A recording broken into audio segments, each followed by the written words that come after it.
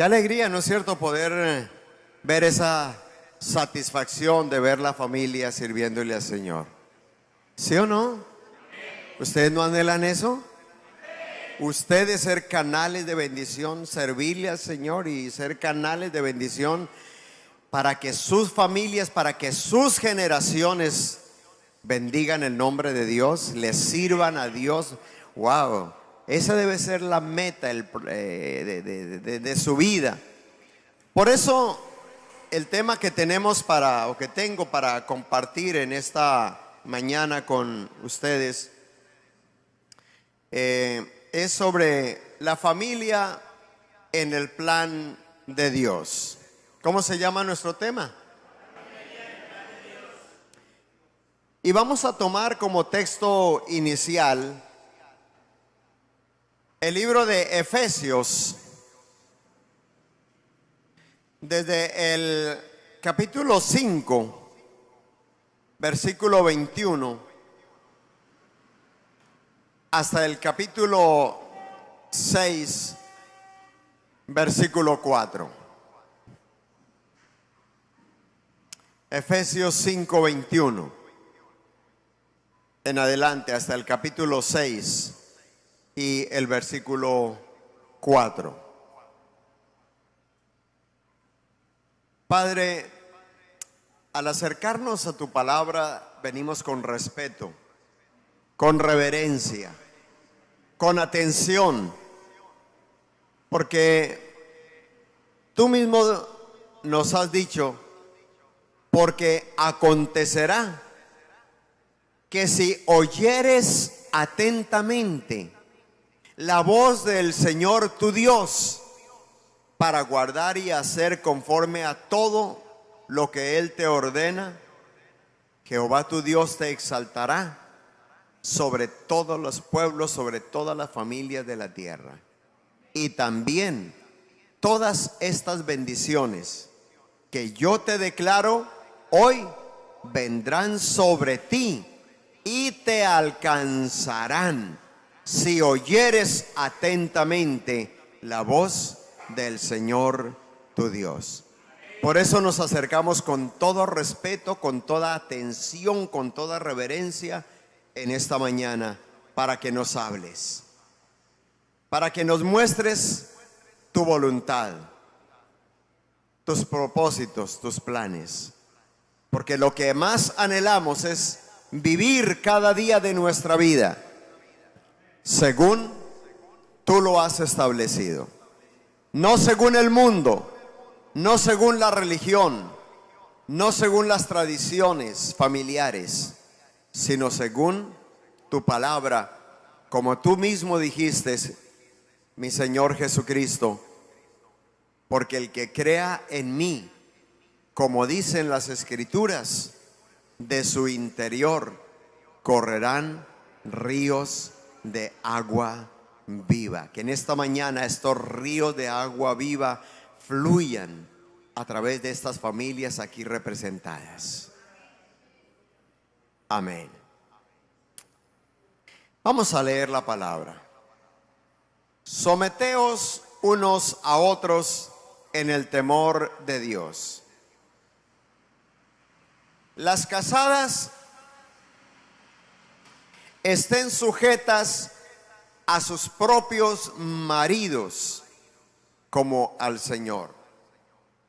Porque el marido es cabeza de la mujer, así como Cristo es cabeza de la iglesia, la cual, la iglesia, es su cuerpo, y Él, Jesucristo, es su Salvador. Así que, como la iglesia, ¿como quién? Está sujeta a Cristo, así también las casadas lo estén a sus maridos en todo. Maridos, amad a vuestras mujeres, así como Cristo amó a la iglesia y se entregó. ¿Se qué? Se entregó a sí mismo por ella. ¿Para qué? Para santificarla. ¿Cómo la santificó?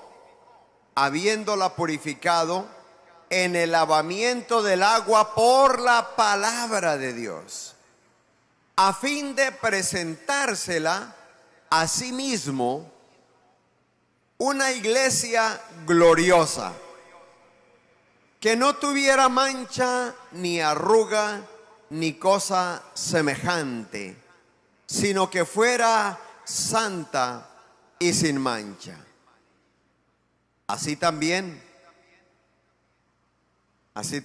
¿quién? Los maridos. Díganlo en primera persona aquí, la voz de los varones, que levanten su voz y diga: así también los maridos debemos amar a nuestras mujeres como a nosotros mismos, como nuestros propios cuerpos. Porque el que ama a su mujer, a sí mismo se ama. Pues nadie jamás odió a su propio cuerpo, sino que lo sustenta y lo cuida, como también Cristo a la iglesia. Porque somos miembros de su cuerpo, de su carne, de sus huesos. Por esto dejará el hombre a su padre y a su madre, se unirá a su mujer, y los dos serán una sola carne. Grande es este misterio, pero yo me refiero a Cristo y a la iglesia. Por lo demás, cada uno de vosotros ame también a su mujer como a sí mismo, y la mujer respete a su marido. Hijos, obedeced en el Señor a vuestros padres, porque esto es justo. Honra a tu padre y a tu madre, que es el primer mandamiento con promesa, para que te vaya bien y seas de larga vida sobre la tierra. Y vosotros, padres, no provoquéis a ira a vuestros hijos, sino criadlos en disciplina y amonestación del Señor. Amén. Diría el párroco, es palabra de Dios.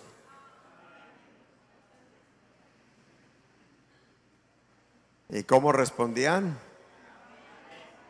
No se les ha olvidado, ¿no es cierto? Ok. Alguien dijo: el pueblo de Israel salió de Egipto, pero Egipto nunca salió de ellos.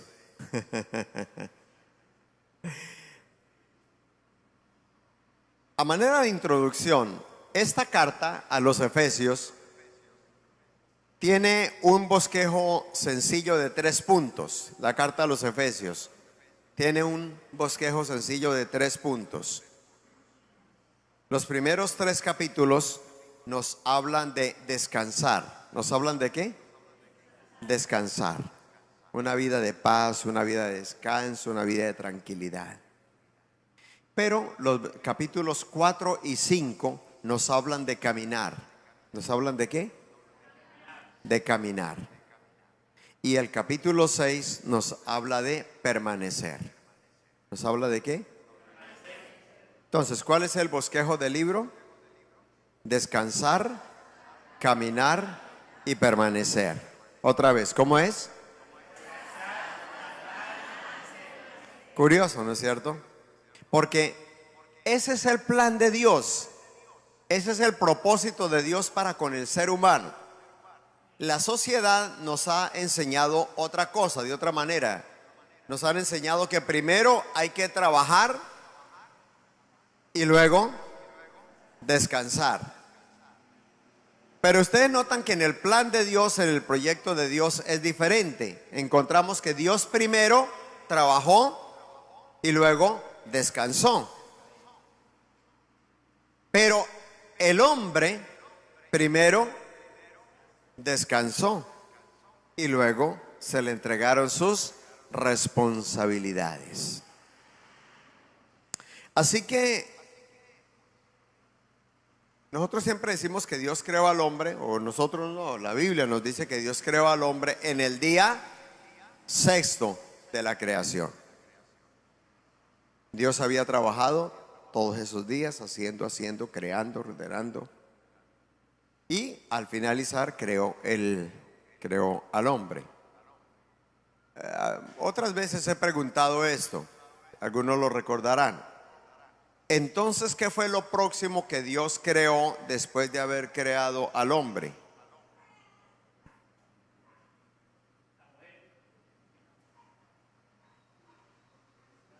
¿Qué fue lo próximo que Dios creó después de haber creado al hombre? El día de reposo. Cuando ustedes leen Génesis capítulo 1, versículos 26, 27 y 28, ya está allí el hombre y la mujer. Pero en el capítulo 2 viene la creación del día de reposo. Entonces, lo que para Dios era el día séptimo, para el hombre era su primer día sobre la tierra. Amén. Dios planeó entonces que el primer día del hombre sobre la tierra fuera día de reposo, para que la pasara en la presencia de Dios. Ahora, miren que esto tiene un significado muy importante también en nuestra vida, y es nosotros como padres.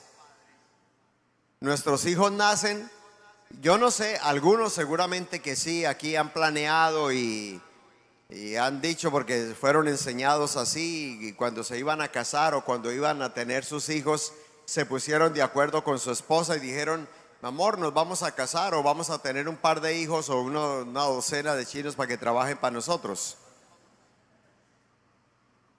¿Sí? Eso existe. Hay culturas y hay personas, hay familias que tienen esa mentalidad.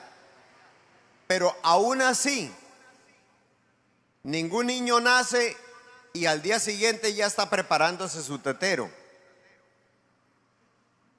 Transcurren tiempos, años, antes que ese niño pueda comenzar a valerse a sí mismo. Y va a llegar el momento en el que va a producir, en el que va a colaborar, en el que va a servir.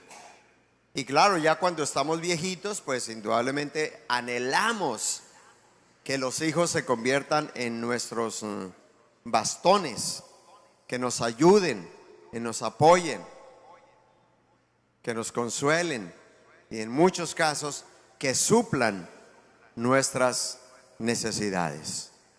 En muchos casos. Por ejemplo, en el caso mío, mi mamá tiene 84 añitos. Ella trabajó muchos años en casas de familia, pero ella nunca ahorró, nunca capitalizó, ella nunca compró nada. Entonces, pues ella lleva años sin producir económicamente, pero Dios le dio un hijo responsable, un hijo responsable que ve por ella. Rosalvita la vio, ¿no es cierto?, el día que nos fuimos a venir, ¿cierto? Está 84 años y está enterita. Gracias a Dios, Él me ha permitido ser un buen hijo, suplir sus necesidades. Ella no tiene más hijos, ella no tiene más familia, ella no tiene a nadie más aparte de mi esposa y mis hijos. Pero mis hijos están fuera de Colombia, tan lejos. Entonces el único que puede estar pendiente de ella soy yo. Y lo hago, en primer lugar, por mi temor a Dios. Porque si yo no fuera un hombre con temor de Dios, ¿cuántos abuelos están en los ancianatos, en las calles, arrumados, botados por allá, olvidados? Escuchaba en estos días de una familia que conocí hace años, y los hijos, ella trabajó muy duro. Esta mujer quedó viuda desde jovencita con 4 hijos, y estos hijos le hicieron vender su casita, una casa grande, grande que tenía allá en Bogotá. Se la hicieron vender, que para repartirse la vendieron bien económica, bien barata, no le tocó a cada uno por ahí cualquier cosita. Se gastaron todos la platica de bolsillo, ninguno compró ni un lotecito, no, todo se fue y la pobre viejita ahora por ahí arrimada de un lado para otro, a ver qué hijo la recibe esta semana, a ver quién la recibe, a ver quién le suple un platico de comida. Wow, dice Dios, qué tristeza.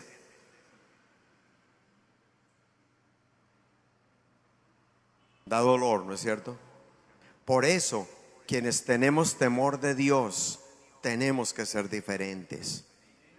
Por eso la familia está en el plan de Dios. Por eso esta congregación tiene un sello característico, y es la familia, la restauración de la familia, la restauración del hogar. Amén. Que todos, los niños, los jóvenes, los ancianos, los matrimonios, que todos se sientan bendecidos, que todos se sientan contentos, que todos se sientan como una familia, que todos podamos velar por todos, que todos podamos estar pendientes de todos. Porque si la iglesia no funciona como una familia, eso no es iglesia. ¿Me hago entender? Si la iglesia no funciona como una familia, esto no puede ser iglesia. Gente que viene y se reúnen y escuchan las canciones y dan una ofrenda y escuchan un sermón y luego se van para su casa y no saben quién vive a su lado, cómo se llama la persona que tiene a su lado. Que eso no puede ser una iglesia. Porque ustedes están viendo en el texto que leímos, y ayer en el matrimonio estaba enfatizando esa parte, la relación de Dios como esposo, como padre, y la relación de la iglesia como esposa. Amén. Como esposa.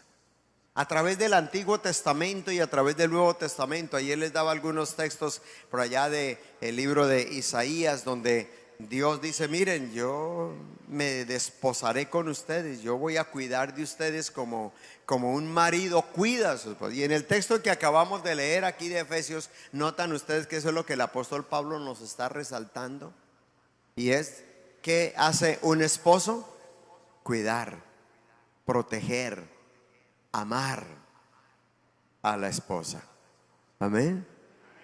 Entonces nosotros de pronto fuimos formados de otra manera, pero al llegar a la iglesia, el propósito dentro de la iglesia, las enseñanzas, es que los esposos entendamos nuestro rol, nuestra responsabilidad, y funcionemos, caminemos de acuerdo a ese propósito. Y que las esposas también entiendan su rol, entiendan su propósito delante de Dios, no por capricho nuestro, no porque los pastores nos lo hayamos inventado, sino porque Dios así lo estableció. Amén. Hay un libro que se llama ¿Qué hago si mi media naranja es toronja? No, no lo habían escuchado. ¿No? ¿Cómo se llama el libro?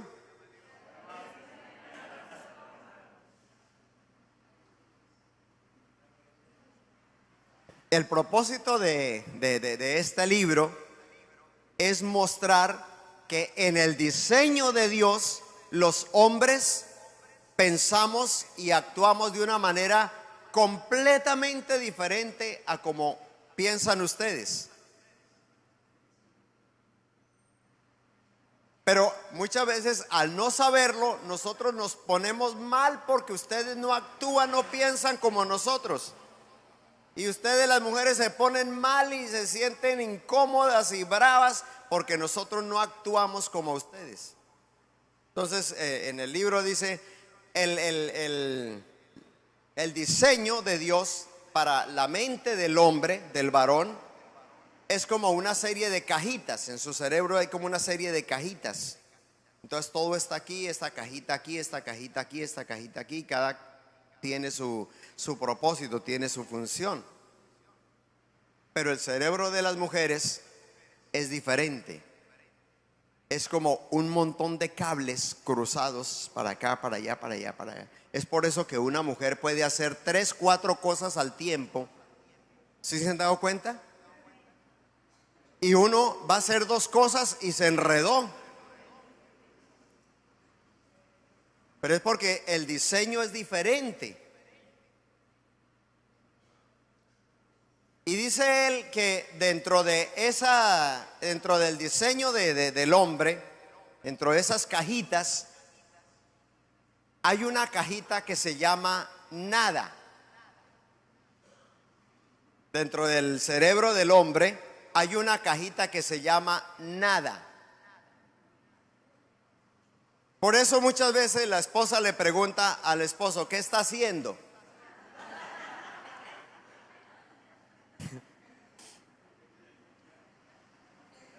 Se sienta a ver televisión, nos sentamos los hombres a ver televisión. En 10 minutos ha pasado los 120 canales y le preguntan, ¿qué está viendo? ¿Nos ha pasado, varones, o no? En cambio, ella se sienta a ver y ya sabe qué es lo que va a ver. ¿Sí o no? Ya está allí como coordinada en esa parte. Pero esa cajita, las mujeres no se explican cómo es posible que un hombre tenga esa cajita. Y en muchas ocasiones, siempre, ¿qué está haciendo, mi amor? Nada. ¿Qué está viendo? Nada. ¿Qué vas a hacer? Nada. Cierto que a ustedes les causa curiosidad, pero ¿cómo así? Eso no puede ser. Les recomiendo el libro. ¿Por qué? Mi media naranja es toronja. El diseño de Dios, ¿no es cierto? Es el diseño de Dios. No peleemos con el diseño de Dios. Amén.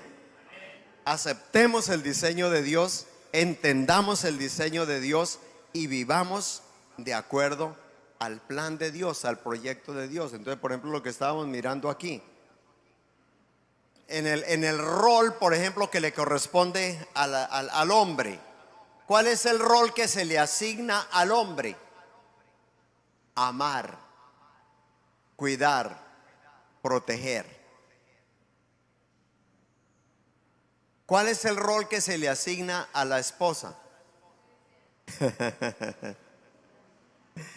Ustedes notan que nosotros los hombres, en muchos casos, nosotros quisiéramos lo contrario, que la iniciativa en el romance, en el amor, procediera de ella.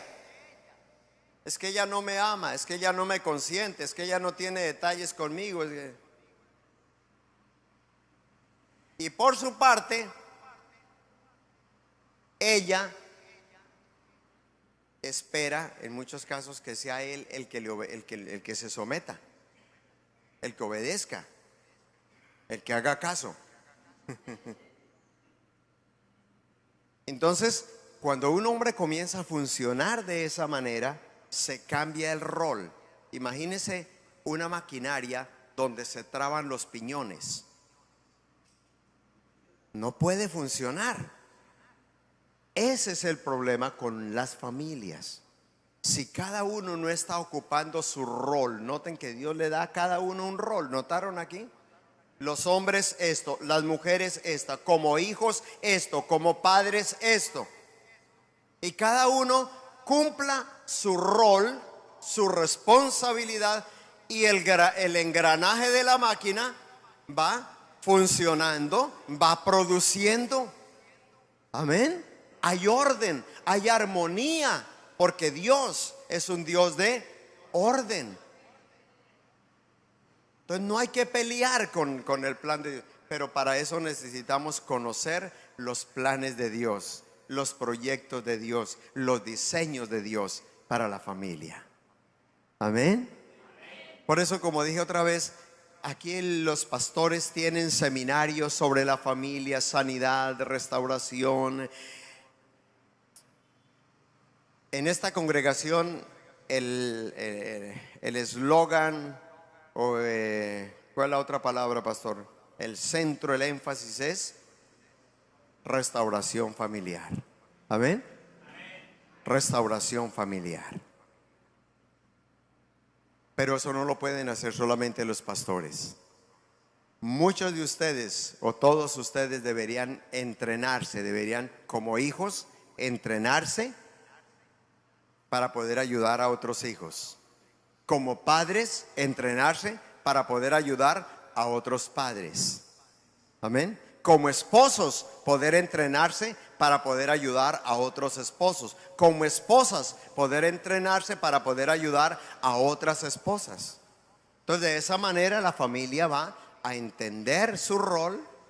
Cuesta trabajo.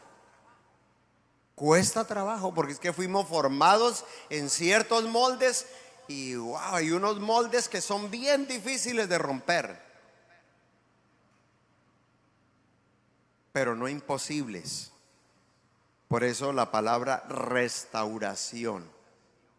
Y cuando hablamos de restaurar, estamos hablando de restaurar algo que se ha dañado, que se ha perdido o que se ha debilitado. En estos casos, ¿qué es? La familia. Amén. Y lo que más necesita esta sociedad son familias que vivan conforme al plan de Dios, al proyecto de Dios, al modelo de Dios. Y en la medida que cada familia esté funcionando de acuerdo al modelo de Dios, mire, esto se tiene que llenar de muchas familias. Amén. Hay muchas congregaciones. Casillas tiene muchas congregaciones. Pero esta iglesia tiene que ser un faro encendido con una luz poderosa para poder ayudar a las demás familias. Amén. A otros pastores, a otros ministros. Porque hay otros pastores con otros énfasis. La alabanza, la adoración, la guerra espiritual. Hay muchos otros énfasis. ¿Sí?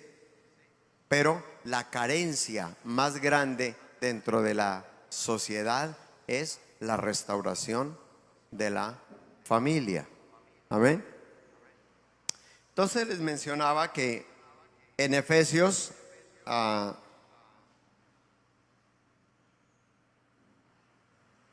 el contexto de esta carta, ¿cuál es? Descansando, andando y permaneciendo. Amén. El propósito de esta carta es enseñar cuál es el propósito de Dios para la familia.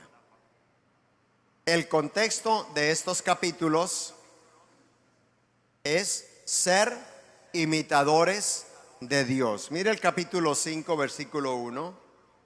Sed pues imitadores de Dios como hijos amados, y andad en amor, como también Cristo nos amó y se entregó a sí mismo por nosotros, ofrenda y sacrificio a Dios en olor fragante. Notan ustedes que esta palabra de aquí del versículo 2 es la misma que leímos en el capítulo 6 acerca de cómo Cristo ama a la iglesia. ¿Cómo Cristo ama a la iglesia? Se entregó. ¿Cómo hizo él? Se entregó. Entregó su vida. Entregó su vida para mostrarnos cuánto nos ama. Entonces, ¿qué es lo que nos está diciendo aquí? Sed pues ¿qué? Sed pues ¿qué?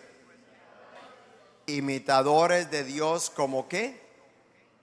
¿Como qué? Como hijos amados. Notan ustedes que toda la carta tiene un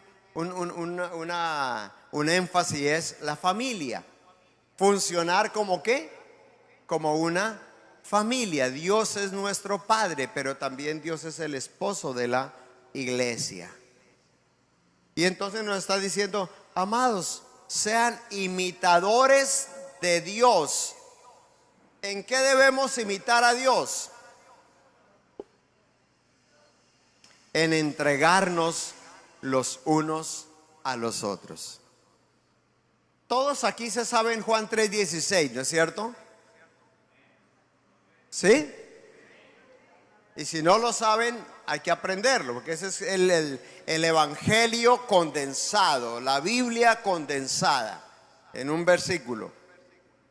Juan 3:16, porque de tal manera amó Dios al mundo que dio a su Hijo unigénito para que todo aquel que en él crea no se pierda, mas tenga vida eterna. Pero ¿qué dice primera de Juan 3:16? Primera de Juan 3:16. El mismo escritor,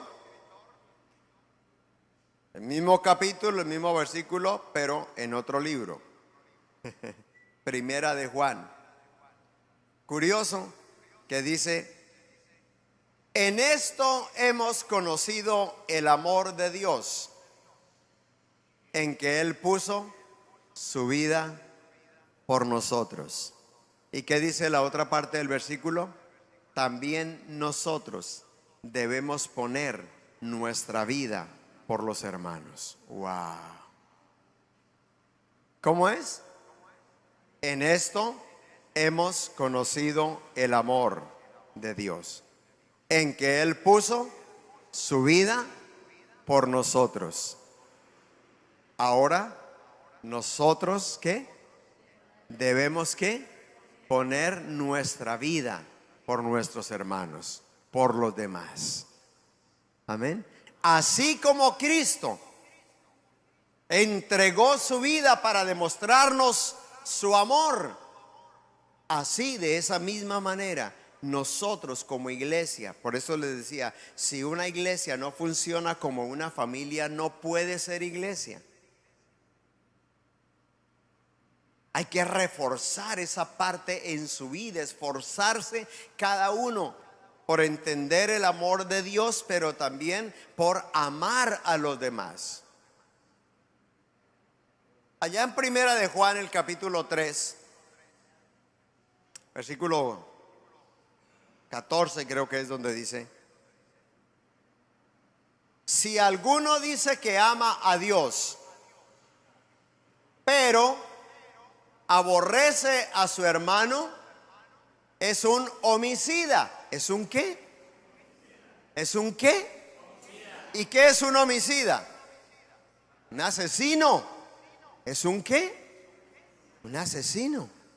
Y sabéis que ningún homicida tiene vida eterna permanente en él. Pero si alguno ve a su hermano, ¿a quién? No, en primera persona. Si alguno ve a mi hermano, diga, si yo veo a mi hermano pasando necesidad y cierro contra él mi corazón, ¿cómo puede morar el amor de Dios en mí? Otra vez, ¿cómo dice? Pero el que tiene bienes de este mundo y ve a su hermano pasar necesidades y cierra contra él su corazón, ¿cómo puede decir que ama a Dios? ¿Cómo puede morar el amor de Dios en esa persona? No es posible. No es cristiano. No ha nacido de nuevo. No conoce el amor de Dios. Otra vez, ¿cómo dice el versículo? Pero el que tiene bienes de este mundo y ve a su hermano. ¿Qué versículo es? Mire, ¿lo tienen ahí? 3:17. Pero el que tiene bienes de este mundo y ve a su hermano, ¿qué? Pero ¿cómo ve a su hermano? Pasando necesidades. Y cierra contra él su corazón. Todos participamos de un mismo pan. ¿Lo encontraron? No lo encontraron en 1 Corintios 10. Se lo busco. Casi al finalizar. Casi al finalizar 1 Corintios 10. Por allá en el versículo 16. La copa de bendición que bendecimos no es la comunión de la sangre de Cristo. El pan que partimos no es la comunión del cuerpo de Cristo. Siendo uno solo el pan, nosotros con ser muchos somos un cuerpo, pues todos participamos de aquel mismo pan. Amén. Recuerden que el pan representa a Cristo. Amén. El pan representa a Cristo. Y todos aquí participamos de Cristo. Amén.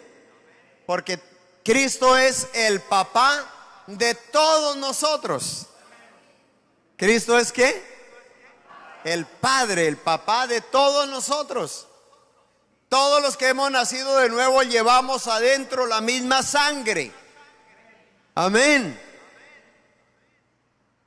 Somos un solo cuerpo. Por eso cuando participamos de la cena del Señor tenemos que entender eso, que no es solamente coger el pedacito de pan y comérselo, sino es la comunión del cuerpo de Cristo. Amén. El culto, esta reunión tiene un propósito y es ¿cuál? Nuestra comunión como cuerpo de Cristo. Entonces, por ejemplo, en muchos lugares hay cooperativa al finalizar la reunión y a veces aquí también lo han tenido, ¿no es cierto? Que la empanadita, que el pastelito, que allá la salida, que la chichita, que bueno, aquí no, en la costa. Lo que pasa es que aquí el concepto de chicha es diferente. En la costa es como un mazatico de maíz, pero eso no es fermentado. Claro, aquí dijeron chicha, wow. Enseguida se les hizo agua a la boca a varios aquí. Nunca nos han dado chicha. Pero que una gaseosita, que un pastelito. Y usted nota que después de haber participado de la cena del Señor aquí como cuerpo y juntos cantando y juntos adorando al Señor, y muchos salen y entonces 4 empanadas para mí, 5 empanadas para mí, 3 empanadas para mí, 2 buñuelos para mí, y está ahí el hombre comiendo que ya no le cabe más, y a su lado hay una familia que no tienen para el transporte. que no han desayunado, que están pasando necesidad. Pero primero yo, segundo yo, tercero yo, y si queda algo, pues también para yo. Me estoy haciendo entender, amado, lo que la Biblia nos habla de cómo funcionar como iglesia. Cómo tenemos, amados, que comenzar a funcionar como iglesia, amándonos los unos a los otros, cuidándonos los unos a los otros, consolándonos los unos a los otros. Porque muchas veces el hermano puede tener de sobra económicamente. El problema no es de dinero,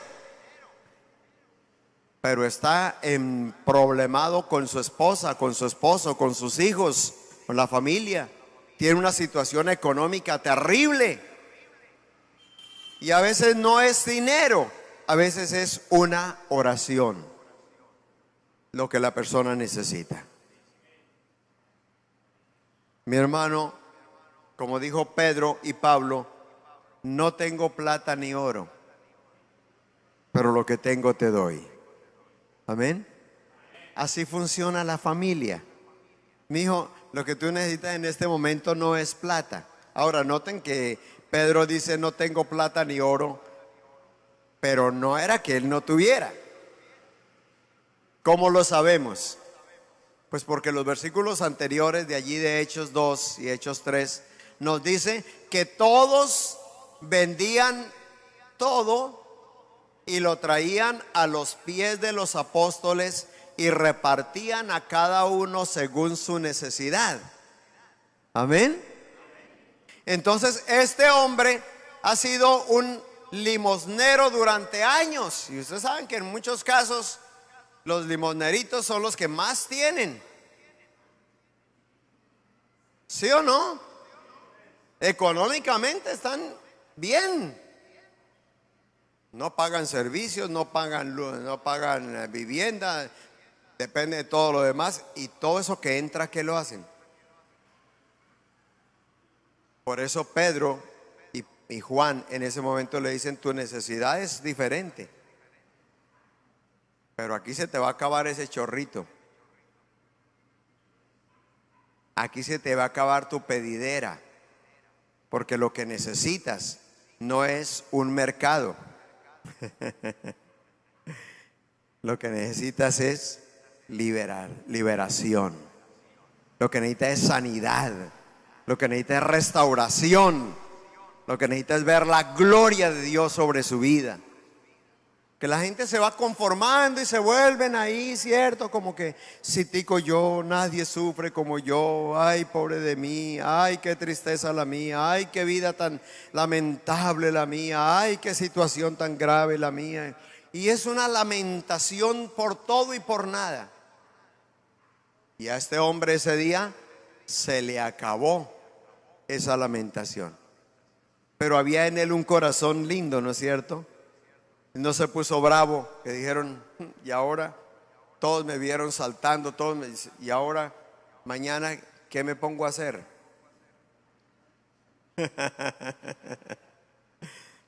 ¿Se acuerdan el endemoniado gadareno? La misma situación. Y también después que Jesús lo liberó y después que Jesús lo sanó, y el hombre está vestido bien bañadito, en su sano juicio, así sentado escuchando la enseñanza que dio Jesús. Y cuando Jesús se despide, dice: bueno, amados, hemos terminado este culto, esta reunión, nos vemos entonces, yo tengo que seguir. Y el hombre dijo: ay, maestro, ¿y ahora yo qué voy a hacer? ¿Para dónde cojo yo? Ya la gente me vio aquí diferente, ya no puedo volver a mi antigua vida, ya no puedo seguir como el endemoniado, ya no tengo ese problema. Pero ahora yo qué voy a hacer? ¿Cuántos años esclavo de ese problema? ¿Y ahora yo qué voy a hacer? Y Jesús le dijo: ¿seguirme para qué? Ya tengo un montón de gente ahí siguiéndome. Pero en cambio, te necesito. vete a tu casa, a los tuyos, y cuéntales cuán grandes cosas Dios ha hecho contigo y cómo ha tenido misericordia de ti. Y dice el texto que le entregó la región de Decápolis. ¿Que le entregó qué? ¿Y qué significa Decápolis? 10 ciudades. ¿Qué le entregó? Wow. Un terreno grande, ¿no es cierto? Y le dijo, mijo, a partir de ahora hay un trabajo para ti, y es dar testimonio de mí. Ni siquiera lo mandó a predicar, sino a dar testimonio. ¿Cuántos de ustedes aquí son testigos del poder de Dios? ¿Y están dando testimonio? ¿Sí ve cómo la primera vez fue el 90% y la segunda vez el 1%? Dios nos ha llamado para que muchas otras familias de la tierra puedan dar testimonio. Amén. Para que muchas otras familias puedan dar testimonio. Entonces aquí nosotros tenemos varias cosas. Rápidamente, ya para ir cerrando. La ley del amor. Una definición de pecado. ¿Qué es pecado? Es todo lo que hacemos contra Dios, contra nuestro prójimo y contra nosotros mismos. Dentro de la ley del amor es importante comprender el fruto del Espíritu Santo. Muchas veces hablamos del fruto del Espíritu Santo, pero a veces como que no lo hemos profundizado. A veces hay más seminarios sobre los dones del Espíritu Santo que sobre el fruto del Espíritu Santo. Y yo quiero decirles que sin demeritar los dones del Espíritu Santo, pero hay que darle una importancia muy grande al fruto del Espíritu Santo, porque al fin y al cabo Jesucristo dijo, muchos me dirán, Señor, nosotros tenemos los dones del Espíritu Santo, Señor, nosotros hemos hecho milagros, hemos sanado, hemos liberado. Y Jesús les dirá, nunca los conocí. Pero en cambio sí dice Jesús, por su fruto serán conocidos. Amén. Y dentro de eso mismo, Juan 13:34, dice Jesucristo, hablando de la ley del amor, Juan 13:34-35, dice, un mandamiento nuevo os doy,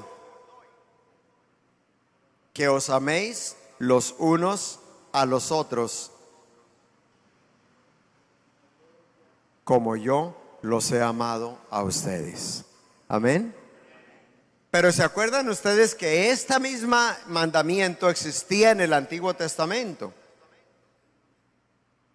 Pero el Antiguo Testamento es la ley. Pero el Antiguo Testamento era de un poquito diferente. ¿En qué sentido? En el Antiguo Testamento la ley, como decía ese mismo mandamiento, amarás al Señor tu Dios con todo tu corazón, con toda tu alma, con toda tu mente, con todas tus fuerzas, y amarás a tu prójimo como te amas a ti mismo. ¿Cómo? En primera persona. ¿Cómo? Como me amo a mí mismo. Entonces resulta que el amor humano es un amor egoísta, es un amor limitado, es un amor condicional, es un amor limitado. ¿Sí o no? ¿Sí o no? Nadie sin interés te da la mano.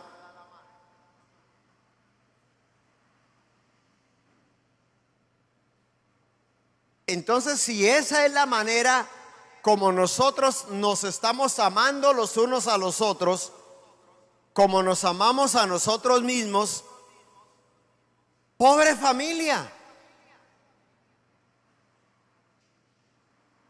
¿Me hago entender? Si yo los amo a ustedes como me amo a mí mismo, pobres de ustedes. Porque le estoy ofreciendo un amor limitado, un amor condicional, un amor egoísta. Por eso Jesucristo cambió la ley y dijo: no, no, no, un mandamiento nuevo les doy. De aquí en adelante, mi pueblo, mi iglesia, mis discípulos necesitan amarse los unos a los otros, pero no más como se aman ustedes mismos, sino como yo se lo he demostrado, como yo los amo a ustedes. Amén. Pero ahí la medida se disparó,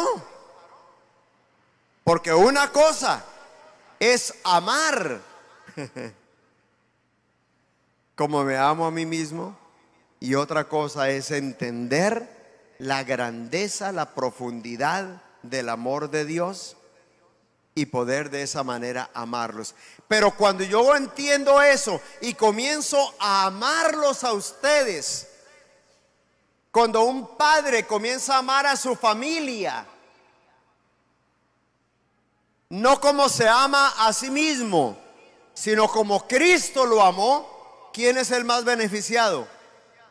Su familia. La iglesia comienzan a ser bendecidos.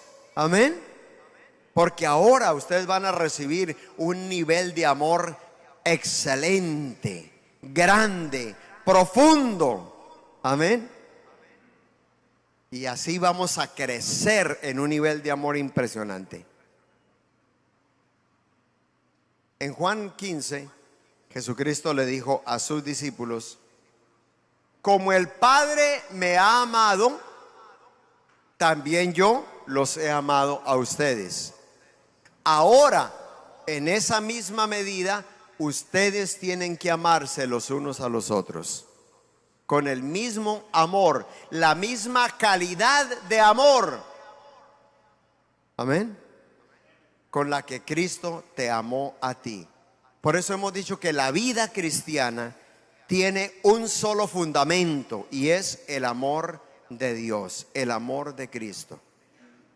Usted puede pretender vivir la vida cristiana bajo la ley, pero no es agradable a Dios. La única manera de poder agradar a Dios es vivir bajo la ley del Espíritu de Cristo. Amén. La ley de el amor, amándonos realmente los unos a los otros, como esposos, como padres, como hijos. Amén. El tiempo se nos ha terminado en esta mañana, pero lo importante no es la cantidad de cosas que se digan. Yo puedo seguir predicando hasta más tarde, pero eso no es lo más importante. Lo importante es qué quedó en su vida en esta mañana. ¿Qué va a hacer usted con esta enseñanza para su vida, para su hogar, para su familia, para esta sociedad, para la iglesia, para su congregación? ¿Qué va a hacer usted con esto? ¿Seguir las mismas y decir: ¿de qué predicó el hermanito Flaviano? Predicó algo por allá sobre Efesios, sobre la familia. ¿Y qué dijo? Predicó como una hora y ahí dijo hartas cosas. Está bonita, interesante. Eso no tiene sentido, amados, a menos que usted tome una de estas partes y comience realmente a sentir dolor, arrepentimiento, y decir: Señor, perdóname, porque aunque he estado en la iglesia, he estado amando a los demás, amando a mi familia como me amo a mí mismo. Pero eso tiene que cambiar. Amén. Yo tengo que entender la inmensidad, la grandeza, la profundidad del amor de Dios. Esa tiene que ser su meta. Amén. Entender el amor de Dios. Ahora, ese amor de Dios no se entiende escuchando sermones ni haciendo seminarios. Eso ayuda a la comprensión aquí, pero si no se baja aquí, no sirve de nada. ¿De acuerdo? ¿De acuerdo, iglesia? Tenemos que ser hacedores y no oidores solamente. Vamos a orar. Padre, en esta hora damos a ti la gloria, el honor, la alabanza y la adoración. Ha sido un tiempo bien especial esta mañana, adorándote, bendiciéndote, Señor, trayendo nuestras ofrendas, nuestros diezmos. Pero venir a escuchar tu palabra, venir, Señor, a que tú nos hables, a que tú nos enseñes, a que tú nos dirijas, es lo más importante, Señor.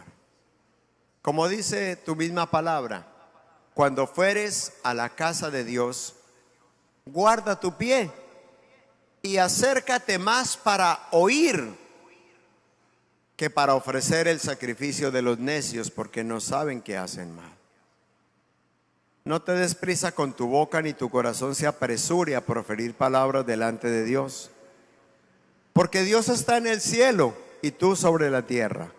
Por tanto, sean pocas tus palabras, porque al estar en tu presencia hemos aprendido que lo más importante no es lo que tenemos que decirte a ti, sino que lo más importante es lo que tienes que decirnos a nosotros.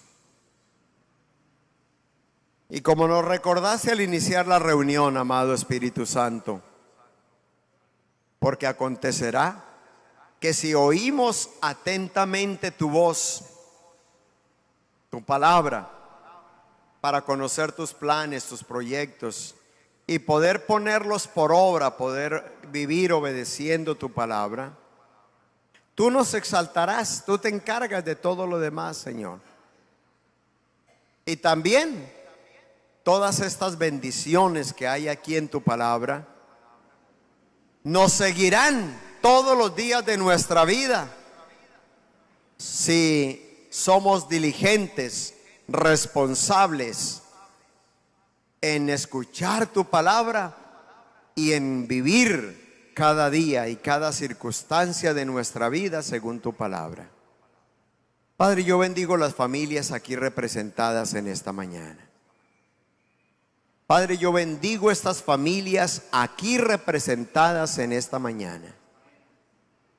Padre, en el nombre de Jesús, mira a estas familias aquí que en este momento levantan sus manos y dicen: Señor, yo presento mi familia. Aquí está mi esposa, mi esposo, aquí están mis hijos, aquí está mi familia, aquí están mis suegros, aquí están mis tíos. Señor, anhelamos, oh Dios, que esta congregación sea una congregación de familias bendecidas, de familias sanas, de familias restauradas, de familias prósperas económicamente, de familias felices emocionalmente, familias unidas verdaderamente. Levanto cada hogar en esta mañana, levanto cada familia aquí representada en esta mañana, mi Señor. Tú hoy nos has venido hablando acerca de ese amor tan grande tuyo para con nosotros. Pero también nos estás hablando que de esa misma manera como tú nos has amado, tenemos que amarnos los unos a los otros. Que aprendamos a conocernos los unos a los otros, pero no solamente a conocernos el nombre, sino conocer las necesidades de nuestros hermanos y poder ayudar a nuestros hermanos. Dice tu palabra, para que nuestras oraciones sean escuchadas delante de ti. El que cierra su oído al clamor de su hermano, también él clamará, pero no será escuchado. Señor, en esta mañana queremos cortar con esa maldición que habíamos traído sobre nuestras vidas por la dureza de nuestro corazón, por la mezquindad, la tacañería de no querer compartir con los demás lo que tú nos has dado. Nada es nuestro, todo es tuyo, tú eres nuestro Padre, y todo lo que tenemos es de los demás, es de nuestros hermanos, Señor. Nada es nuestro. Este es el testimonio que nos da tu iglesia y que nos has dado tú mismo, Señor, que no te escatimaste a ti mismo, Y tu palabra nos dice: sed pues imitadores de Dios como hijos amados, y andad en amor, así como Cristo se entregó a sí mismo por amor a nosotros. Padre, yo bendigo estas familias en esta mañana. Y anhelo, Padre, que esta palabra dé fruto. No es nueva. Seguramente el pastor y otros pastores han hablado, han predicado aquí esta misma palabra, y tal vez otras mucho más profundas, mucho más excelentes en contenido. Pero mi Padre, en esta mañana, aquí están estas familias. Yo solamente te pido, Padre, que cada familia hoy pueda regresar a casa bendecida, que haya perdón, que haya sanidad, que haya restauración, que haya armonía en estos hogares, mi Señor, porque no nos hemos reunido solamente para cantar y para orar y para ofrendar, y hemos venido para tener comunión contigo y tener comunión con nuestros hermanos. Señor, que a partir de ahora cada familia se proponga, aún desde hoy mismo, conocer de una manera más cercana a otra de las familias de la iglesia y comenzar a orar con ellos, a crecer juntos, a compartir con ellos, no necesariamente sus posesiones materiales, pero la oración, la riqueza espiritual, los dones de tu Espíritu Santo, el fruto del Espíritu Santo. Bendigo la iglesia en esta hora, para la gloria de tu nombre, mi Señor. Amén y amén. Un abrazo, de los bendiga.